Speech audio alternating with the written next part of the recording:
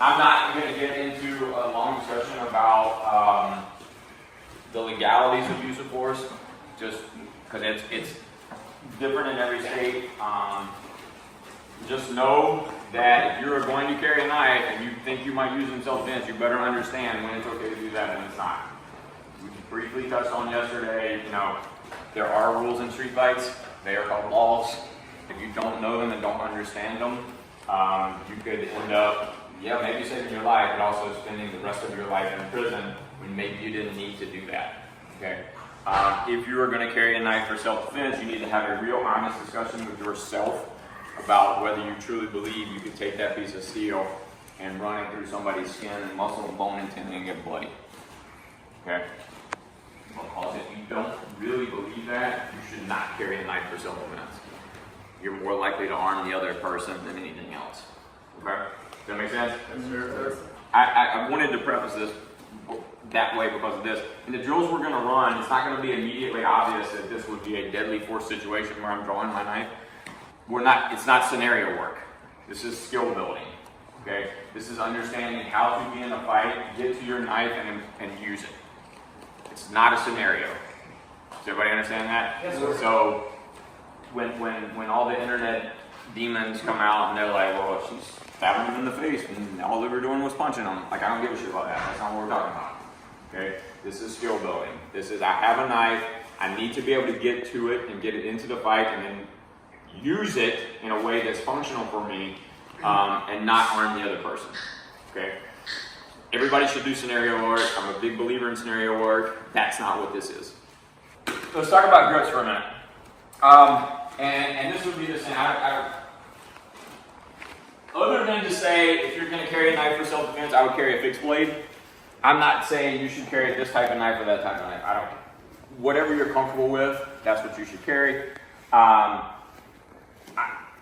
not saying don't carry a folding knife for self-defense, but I'm saying that the odds of you, even with like an Emerson Wave or something like that on it, the odds of you getting that thing out, not cutting yourself, and getting it into use are much more diminished as compared to a fixed blade. It's like carrying a pistol in condition 3. I'm not saying don't do it, but you better understand what that means, okay, in terms of your ability to get it out and get it into the fight, okay? And again, we're talking about a fight. We're talking about inside this 3 to 5 foot range. We're being punched, grabbed, tackled, choked, whatever, okay? So if we talk about grips for a minute, I like to carry when I carry a blade, I like to carry it in a way and have a blade that works no matter how I grab it. So if I ended up having to grab across my body and I can pull my knife out and this is the grip that I have, fine. If I grab same side and this is the grip that I have, fine. I don't want to have a delivery system for fighting with a knife that says you have to have this grip or you have to have this grip. Okay? You literally just limited yourself by 50%. Okay? Based on the totality of the circumstance of the fight. If this hand is tied up and I only know how to use this grip, well, that's going to be a problem. Alright? That's it. I do think when we're talking about very close quarters fighting with a knife, the safer grip for the person using the knife is a reverse grip. This. And the reason is, it is much more difficult for when you're fighting for that blade to get put back on you. If I use a forward grip like this, which is great for stabbing and slashing, it is much easier for her to put that blade back on me. And if we're in here fighting like this, and I'm trying to do whatever I'm trying to do, look how easy that happens. But if I turn that knife over like this, and she does the same thing, it's very hard for her to put that blade back on me. Okay? I'm not telling you how to hold your knife. Okay? End of the day, you need to do what's most comfortable for you and how you're going to set up and whatever else you carry. So I carry right-hand appendix for my pistol, left-hand appendix for my blade. Okay? But I should be able to get to my blade with either hand. Which means if I cross grab this way, cross draw this way, I'm going to end up with this forward grip. It's fine. Just know that it's easier for the knife to come back to you in that grip. this grip, it's very difficult for that blade to come back to you. Does that make sense? Yes. Questions about any of that? Okay. The retention ring, so I just talk about this particular blade for a second. The retention ring, it will work fine without. Okay, so if you just grab the blade and pull it out, you don't need to have your finger in the retention ring. I know some people are anti-retention ring or whatever. You don't need this. There's a very deep finger groove here. If you just gross motor meat hook this thing and pull it out, this will work just fine. Okay, from either grip. Okay? Yes. Alright, so we're going to start relatively simple, and we're going to build off of the pad work that we did yesterday, but we're going to start with just some basic draws before we get there. Okay? So if we go back to the arm drag drills that we were doing earlier, right? So Amber's feeding me drags. I'm going to make my drag. Maybe I work to this, maybe I work to this, whatever. Just kind of playing a little bit. I go here, I push, run across the elbow. I go here, I push, run across the elbow. She just feeds me different energies, and I'm looking for different things off of those energies. Okay?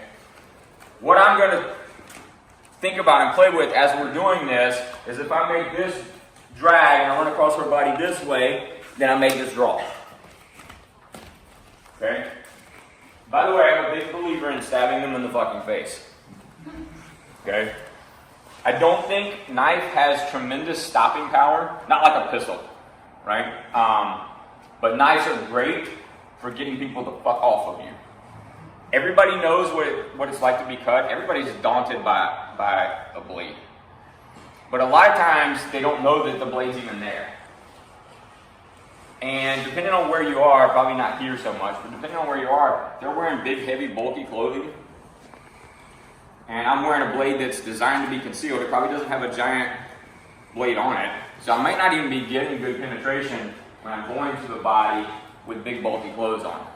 But if I go to the face, maybe I don't get stopping power necessarily, but everybody in here would respond to that. If all of a sudden you see that shiny thing coming at your eyeballs here, we're going to drill it in a way just like we did with the pads. Right? So if I make my draw here off of whatever, I get to this, from here, I move behind her, I get to here, I get my blade in, we start working, and then I'm just fighting with the blade.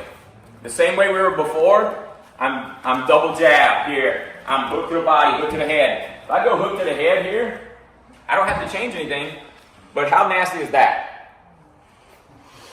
And so now, I don't have a new delivery system, I'm not fighting in a different way, I don't also have to change my stance. And, you know, just how I fight. This is where I am. If all of a sudden we're in here fighting, I've got an underhook.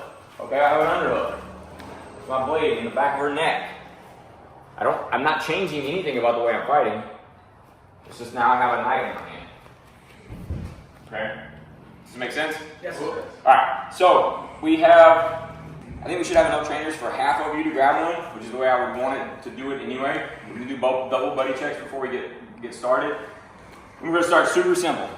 Off of your drag, and I'm saying simple, not easy. You'll start to find yourself getting caught up in your clothing and whatever. That's normal. That's part of it. It's no different than drawing a pistol from concealment. You have to learn how to clear your garment and get it out of your way to get to the knife.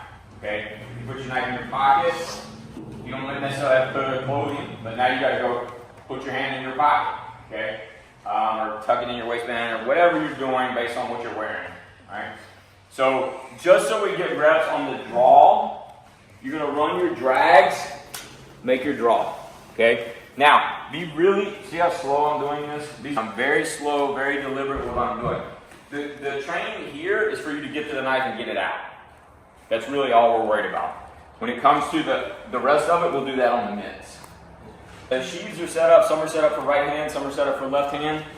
Doesn't matter, you need to be able to get it both ways, okay? So just grab one. If you don't want to use the sheath because of what you're wearing, just take it out of the sheath, throw it in your pocket, stick it in your waistband. Once you have your trainer, this is what I want. You're going to pat your partner down. If they've got something that you're not sure what it is, ask them to show it to you. And then you're going to have somebody else do the same thing. 2 people check everybody in the room. Okay? Yes. Listen, I'm telling you, people forget things, right? And I don't want somebody forgetting that they have something on them that they shouldn't have, right? So, pat them down, especially the waistband, check the waistband, make sure they don't have anything, then let them do the same to you, and then have somebody else do the same.